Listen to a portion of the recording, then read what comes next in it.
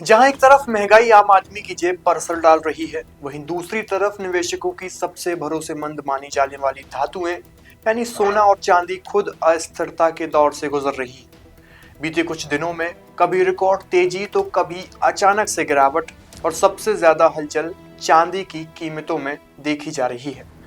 अब सबसे बड़ा सवाल यही है कि आखिर सोना चांदी इतना ऊपर नीचे क्यों हो रहे हैं और चांदी इतनी ज्यादा क्यों डगमगा रही है। नमस्कार, आपने देखना शुरू कर दिया है पेप्टिक टाइम मध्य प्रदेश समाचार और मैं हूं आपके साथ आयुष शुक्ला।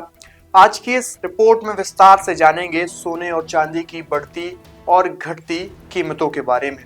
अंतर्राष्ट्रीय बाजार से लेकर देश के सराफा बाजार तक सोना और चांदी दोनों की कीमतों में लगातार उतार और चढ़ाव बना हुआ है।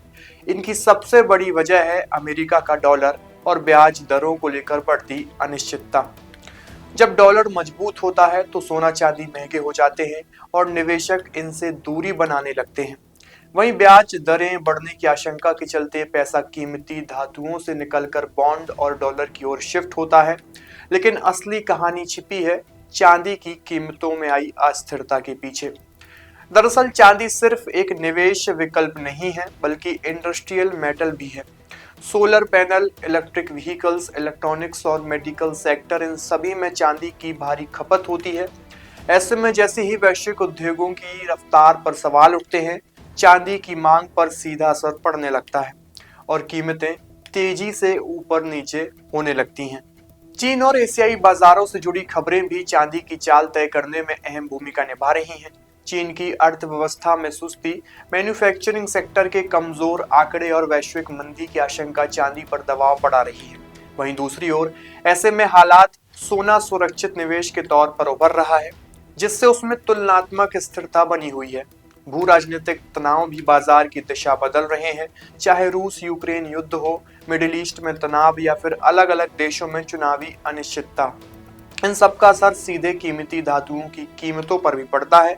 इन हालात में सोने की मांग बढ़ती है, लेकिन चांदी दोहरी भूमिका के चलते सबसे ज्यादा अस्थिर नजर आती है।